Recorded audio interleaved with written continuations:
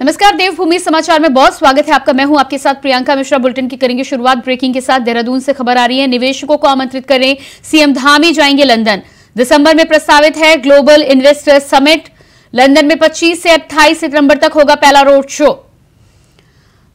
तो मुख्यमंत्री पुष्कर सिंह धामी जाएंगे लंदन। निवेशकों को आमंत्रित करने सीएम धामी पहुंचेंगे लंदन। दिसंबर में प्रस्तावित है ग्लोबल इन्वेस्टर समिट। लंदन में 25 से 28 सितंबर तक होगा पहला रोड शो। सचिव मीनाक्षी सुंदरम, सचिव विनय शंकर पांडे जाएंगे London. DG industry Rohit Meena, DG सूचना वंशीधर तिवारी भी होंगे मौजूद। वहीं बात की जाए 16 से 20 अक्टूबर तक दुबई और अबू धाबी में भी होगा रोड शो। सूत्रों के हवाले से यह जानकारी। DG industry Rohit Meena, DG सूचना वंशीधर तिवारी भी इस मौके पर रहेंगे मौजूद। समिट से पहले 25,000 करोड़ के निवेश को धरातल पर उतारने की प्रक्रिया होगी पूरी। और इसी खबर पर हमारे साथ देहरादून से संवाददाता तुषार गुप्ता फोन लाइन पर जुड़ चुके हैं। जी तुषार, जिस तरह से इन्वेस्टर्स समिट को लेकर बात की जा रही है, मुख्यमंत्री धामी खुद लंदन पहुंचेंगे, क्या कुछ पूरे प्रोग्राम की तैयारी है और क्या प्लानिंग है?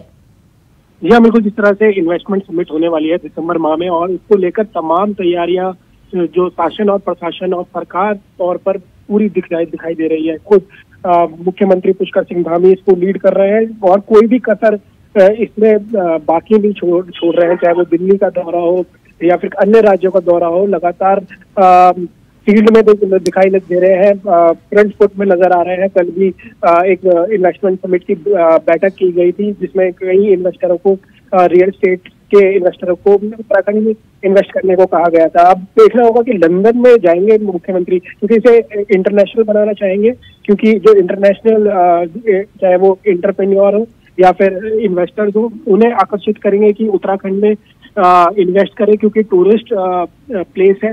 ऐसे में बाहर के लोग काफी आकर्षित हुए कि इंडिया में कर उत्तराखंड में वो इन्वेस्ट कर सके।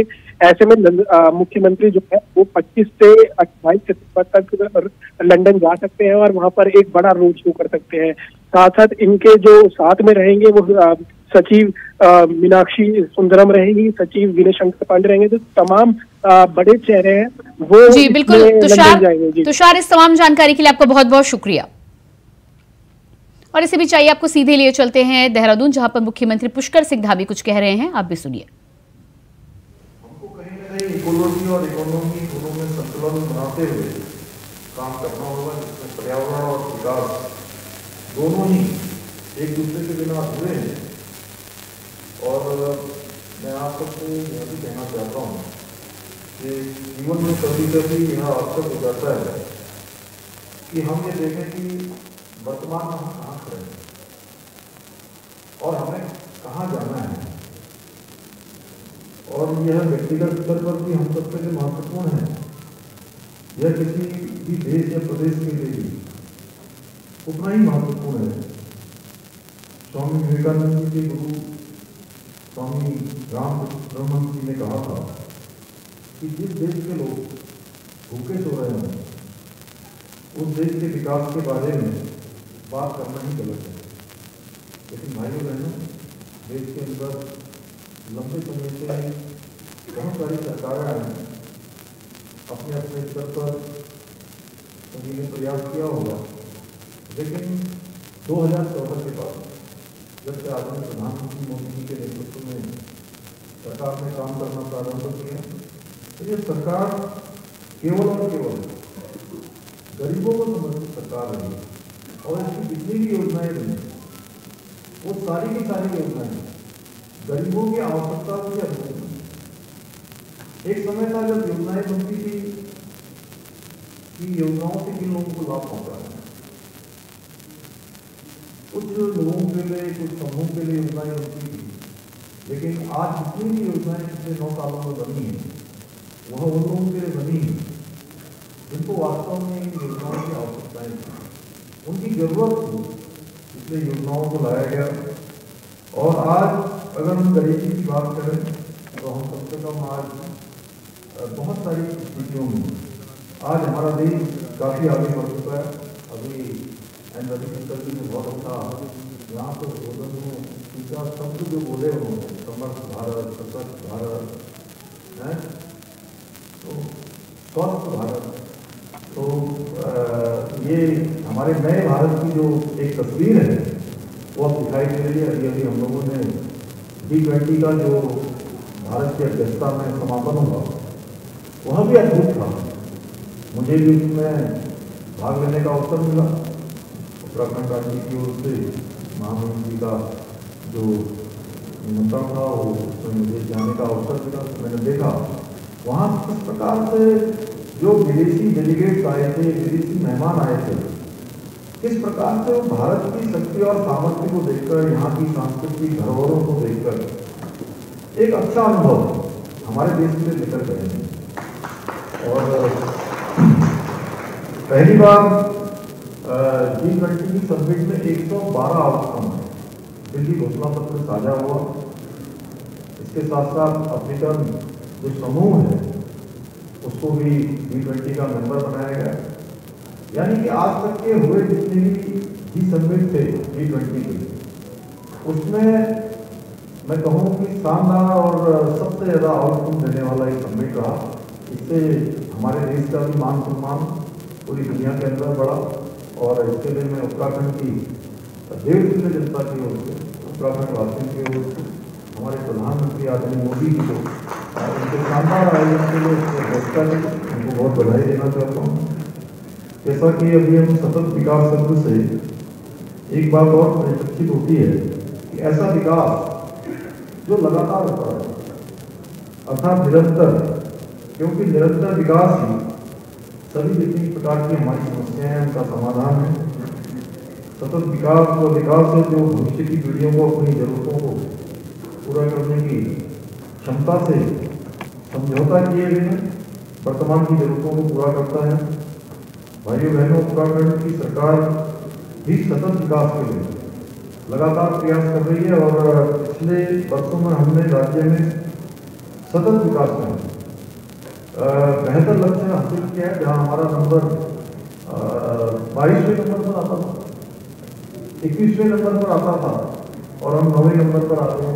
मैडम मोदी यहाँ से कहा, तो इसके लिए कहीं ना कहीं हमारे आदरणीय प्रधानमंत्री जी द्वारा दिया गया हमारा मंत्र, उनका मंत्र सबका साथ, सबका विकास, सबका विश्वास और सबका प्रयास, इसको मूल में रखकर हम लगातार प्रयास कर रहे हैं।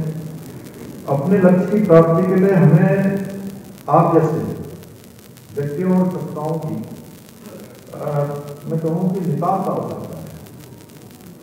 क्योंकि जब तक अच्छे व्यक्ति और अच्छी संस्थाएं नहीं होंगी तो जो विकास की अवधारणा है, सतत विकास का लक्ष्य है, वो हमसे दूर होगा। मैं आज यहाँ सम्मानित होने वाले आप सभी व्यक्तियों और संस्थाओं से ये अपील करता हूँ, उनसे उम्मीद करता हूँ कि आपके द्वारा किए गए बेहतर कार्यों से अन्य लोग भी निश्चित रूप से कहीं ना कहीं प्रेरित होंगे और वह भी उन सभी दिशाओं में काम करेंगे जिन सब में आप सबका लगातार काम चल रहा है। भाइयों बहनों, मुझे जब भी आप जैसे व्यक्तियों और संस्थाओं को सम्मानित करने का अवसर मिलता है तो मैं आप सबके समक्ष एक बात जरूर कहता हूँ कि जो हमने श्रेष्ठ उत्तराखंड का जो संकल्प किया है, जो हमारा विकल्प रहित संकल्प है, उस विकल्प रहित संकल्प को मैं हमेशा दोहराता हूँ क्योंकि मैं जानता हूँ कि यह लक्ष्य भी हम तभी प्राप्त कर सकते हैं जब उसमें हम सबकी सहभागिता होगी, हर प्रकार की सहभागिता होगी। और आज मुझे खुशी है यहाँ बताते हुए कि बहुत सारे क्षेत्रों में आज उत्तराखंड देश के अग्रणी राज्यों में हमारा स्थान अब धीरे धीरे आता जा रहा है। एक नहीं, कई सारे ऐसे क्षेत्र हो गए हैं, उनका हम उल्लेख करेंगे तो बहुत विस्तार हो जाएगा। धीरे धीरे अब हमारे उत्तराखंड के अंदर भी हर क्षेत्र में लोगों का प्रयास जारी है। अभी एन रविशंकर जी ने कहा और नीति जी इसके लिए हमारे जुलाइन आयोग के उपाध्यक्ष के नाते लगातार काम करते हैं, मैं भी उनके साथ सम्मिलित होता हूँ। और पलायन को रोकने के लिए भी जिस प्रकार से काम हो रहा है या जिस प्रकार से रिवर्स पलायन हुआ है, वह भी अन्य लोगों के लिए बहुत बड़ी प्रेरणा है। लोग अब केवल रोजगार खोजने वाले नहीं, बल्कि उनके अंदर यह भी आ गया है कि प्रयास करने से, परिश्रम करने से रोजगार जहाँ खुद किया जा सकता है, वहीं अन्य लोगों को भी रोजगार से जोड़ा जा सकता है। रोजगार दिया जा सकता है। हम सभी जानते हैं कि हमारी सरकार आदरणीय प्रधानमंत्री जी के मार्गदर्शन में उत्तराखंड को श्रेष्ठ बनाने के लिए निरंतर कार्य कर रहे हैं। और मैं इस अवसर पर आप सभी से यही कहना चाहूँगा कि निश्चित रूप से आप सब लोग इस प्रकार से अपना योगदान देते आए हैं, उस योगदान को लगातार देते रहेंगे और आगामी वर्षों में उत्तराखंड देश का समृद्धशाली एवं सशक्त राज्य हो, इस भावना के साथ हम सभी को मिलकर कार्य करने की आवश्यकता है। मुझे पूरा विश्वास है कि इस प्रकार से उत्साह से और मुझे भी लगातार आपके इस सम्मान समारोह में दूसरी बार आप सबके बीच में आने का अवसर मिला है और मैं देखा हूँ कि आप सबका उत्साह, आप सबकी ऊर्जा निश्चित रूप से अगले उत्तराखंड की ओर हम सबके बढ़ते हुए कदम है। और जो हमारा संकल्प है, हमारी सरकार का संकल्प है, उसकी पूर्ति के लिए आप सबका योगदान लगातार मिलता रहेगा। एक बार फिर से, क्योंकि मैं आपके कार्यक्रम में अधिक समय तक रहने का मेरा मन था, लेकिन बीच में आज एक और कार्यक्रम राजभवन में अभी होना है और राजभवन की थोड़ा इस प्रकार का वहाँ रहता है कि थोड़ा समय से जाना होता है, तो इसलिए बहुत विलम्ब नहीं कर सकता। इसलिए मैं आप सब लोगों से क्षमा प्रार्थी भी हूँ, एक प्रकट करता हूँ, लेकिन आप सबको मैं अपनी बहुत शुभकामनाएं देता हूँ। इन सभी लोगों को आज जिन संस्थाओं को, जिन व्यक्तियों को सम्मानित किया गया है, उन सभी को मेरी ओर से बहुत सारी शुभकामनाएं, बहुत सारी बधाई देते हुए मैं अपनी बात को यहीं पर समाप्त करता हूँ। धन्यवाद।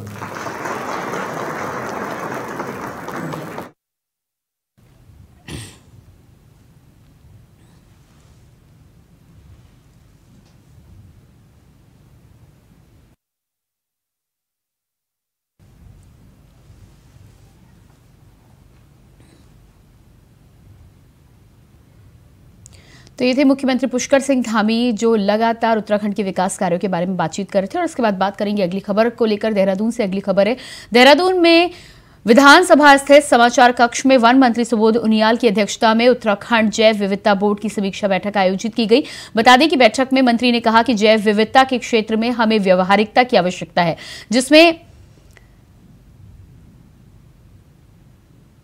तमाम चीजों के विकास के साथ ही साथ हर्बल फार्मिंग को भी बढ़ावा देकर किसानों की आजीविका बढ़ाने के साथ ही साथ जड़ी बूटियों को संरक्षित तथा संवर्धित करने के साथ ही साथ अधिकारियों को निर्देशित करते हुए कहा है कि वन पंचायतों के माध्यम से जनमानस को एक साथ जोड़ने का कार्य किया जाएगा। वहीं पत्रकारों से बातचीत करते हुए मंत्री ने कहा कि राज्य में जैव विविधता संरक्षण को लेकर लगभग 7,991 समितियां बनाई गई हैं, जिसमें लगभग 1,620 समितियों का ही जैव विविधता रजिस्टर तैयार किया गया है। उन्होंने वन दरोगा तथा फॉरेस्ट गार्ड को साथ लेकर अन्य समितियों का भी जैव विविधता रजिस्टर तैयार करने के निर्देश दिए हैं।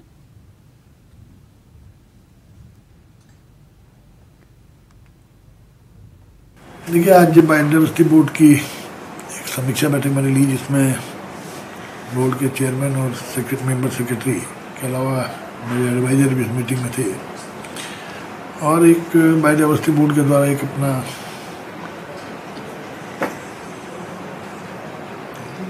जो वर्किंग प्लान है, जो उन्होंने प्लान बनाया, उसको लेकर के चर्चा हुई।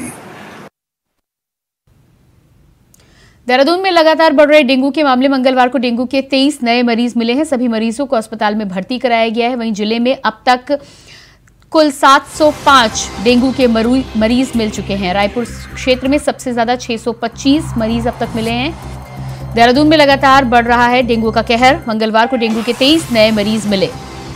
इस वक्त की अहम जानकारी उत्तराखंड से जुड़ी हुई। मंगलवार को डेंगू के 23 नए मरीज मिले। सभी मरीजों को अस्पताल में भर्ती कराया गया। जिले में फिलहाल 151 मरीज एक्टिव। अब तक 13 लोगों की डेंगू से हो चुकी है मौत। जिले में अब तक कुल 705 मरीज डेंगू के मिल चुके हैं। रायपुर क्षेत्र में सबसे ज्यादा 625 मरीज मिले। वहीं 13 से अधिक लोगों की डेंगू के चलते मौत हो गई है। जिले में फिलहाल 151 मरीज एक्टिव बताए जा रहे हैं। अब तक 13 लोगों की डेंगू के चलते मौत की खबर भी सामने आई है।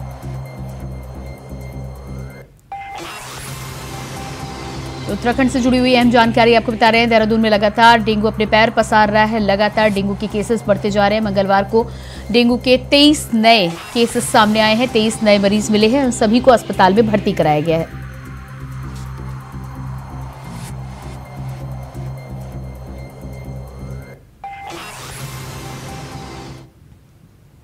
देहरादून में डेंगू की रोकथाम के लिए स्वास्थ्य विभाग ही जिम्मेदार नहीं है, बल्कि इसके अलावा नगर निगम की भी जिम्मेदारी है, जिस पर सफाई के अलावा फॉगिंग और छिड़काव का जिम्मा है। डेंगू के लिहाज से जो तमाम इलाके हॉटस्पॉट बने हुए हैं, कहीं ना कहीं सरकारी निर्माण भी अधूरे पड़े हुए हैं। जहां पानी रुक रहा है वहां डेंगू के फैलने का खतरा बढ़ गया है। शहर में डेंगू के शुरुआती मामले भी ऐसी जगह से सामने आए हैं जहां निर्माण कार्यों की वजह से पानी रुका हुआ था। Lakhibagh, race course, Pathribagh, Dharampur, Haridwar road सहित कुल ऐसे इलाके हैं जहां हालात खराब बने हुए हैं।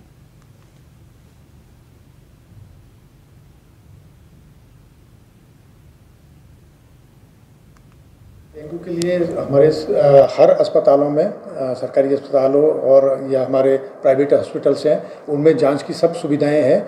और अगर किसी को किसी भी तरीके की अगर कोई भी दिक्कत है या कोई जानकारी लेना चाह रहे हैं तो हमारा जो एक कंट्रोल रूम बना हुआ है स्मार्ट सिटी IT पार्क में, वो 24/7 हमारा वो काम कर रहा है। वहाँ पे हमारे डॉक्टर्स भी बैठे हुए हैं, लोग वहाँ कॉल कर रहे हैं अपने आप।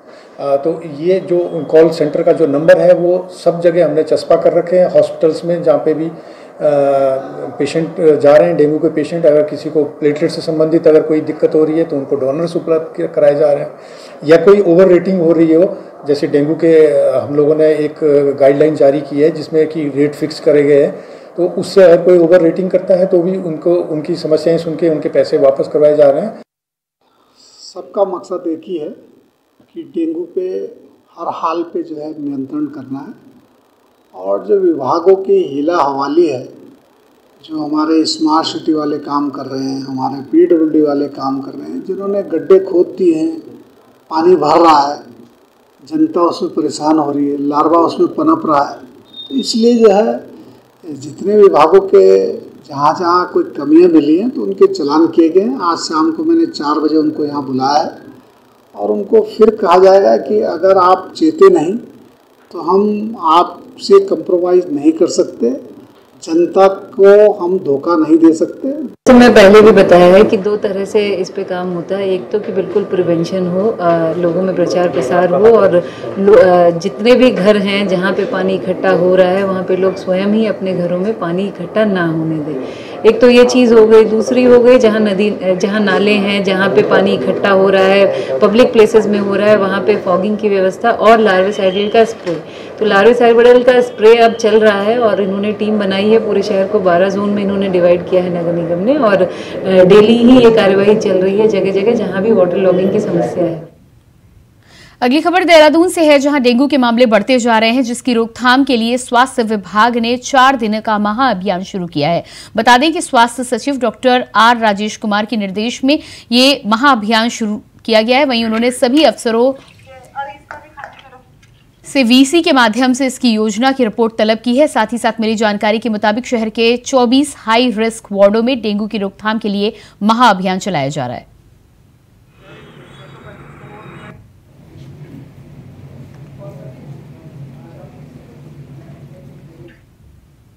और इसके बाद बात करेंगे अगली खबर की। अगली ब्रेकिंग देहरादून से आ रही है। मौसम विभाग ने जारी किया बारिश का अलर्ट। देहरादून, पौड़ी, ऊधम सिंह नगर और नैनीताल में भारी बारिश के चलते चेतावनी।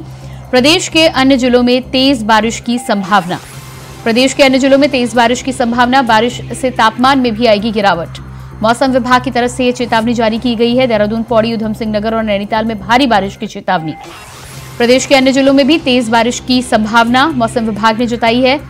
बारिश से तापमान में भी आएगी गिरावट। तो मौसम विभाग ने अलर्ट जारी किया है। लगातार बारिश को लेकर उत्तराखंड में लगातार लंबे समय से बारिश जारी है। ऐसे में एक बार फिर से मौसम विभाग की तरफ से अलर्ट जारी किया गया है। लोगों को हिदायत दी गई है। बारिश के मौसम में देहरादून, पौड़ी, ऊधम सिंह नगर, नैनीताल में भारी बारिश की चेतावनी दी गई है। साथ ही साथ लोगों को अलर्ट रहने की भी हिदायत दी गई है।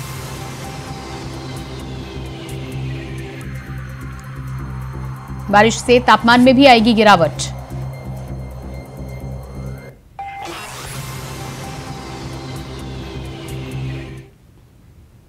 देहरादून में मौसम का मिजाज बदल गया है। बता दें कि मौसम विभाग की भविष्यवाणी सच साबित हुई है। मौसम विभाग ने प्रदेश में 4 दिनों तक के लिए बारिश का अलर्ट जारी किया था। वहीं प्रदेश में कई जिलों में तेज हवाओं के साथ तेज बारिश हो रही है।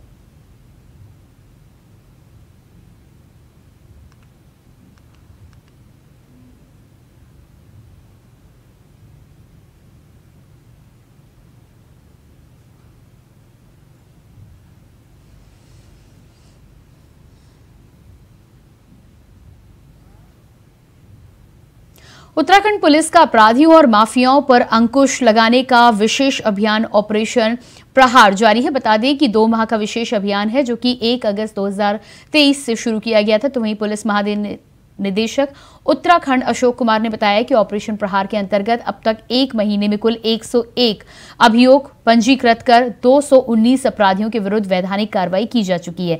साथ ही साथ उत्तराखंड पुलिस ने यह भी जानकारी दी है कि 1 जनवरी 2021 से अपराधियों के विरुद्ध सख्त कार्रवाई की गई है, जिसमें कुल 2320 अभियोग पंजीकृत कर 4222 अभियुक्तों पर वैधानिक कार्रवाई की गई है।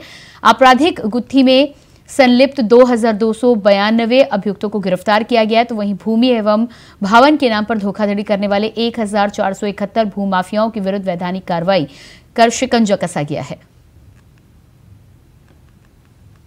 1 अगस्त से ऑपरेशन प्रहार चलाया था और 1 महीने में हमने 219 भूमाफिया एवं अन्य तरह के माफिया लोगों के विरुद्ध कार्रवाई की है।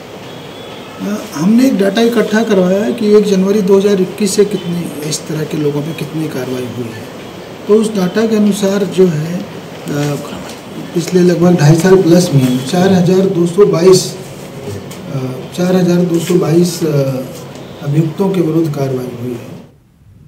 और इसके बाद अगली ब्रेकिंग देहरादून से आ रही है। मसूरी में देर रात हुआ भूस्खलन। नेशनल हाईवे 707A के करीब 22 घंटे रहा बंद। हाईवे 50 मीटर से अधिक क्षतिग्रस्त, दर्जनों वाहन रास्ते में फंसे रहे। देहरादून से खबर, नेशनल हाईवे 707A करीब 22 घंटे तक रहा बंद। हाईवे 50 मीटर से अधिक क्षतिग्रस्त।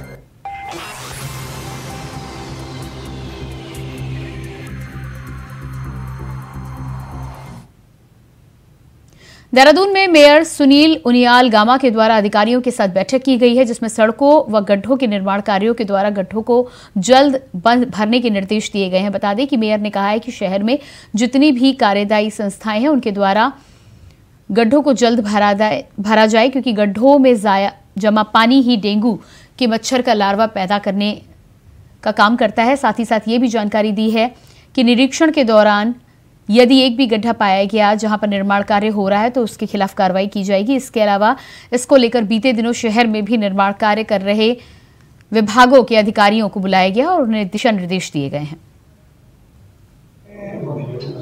जितने हमारे शहर में जो कार्यदायी संस्थाएं काम कर रही हैं, सबको कहा गया है कि जहां आपने खुदाई कर रखी है, जहां गड्ढे हैं, उनको तत्काल भरें।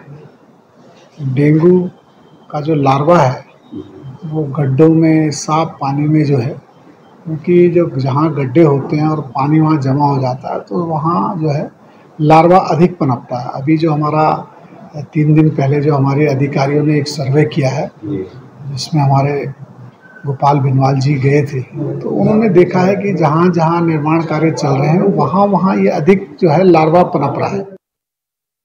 और इसी के साथ फिलहाल इस बुलेटिन में इतना ही। खबरों का सिलसिला जारी रहेगा। नमस्कार।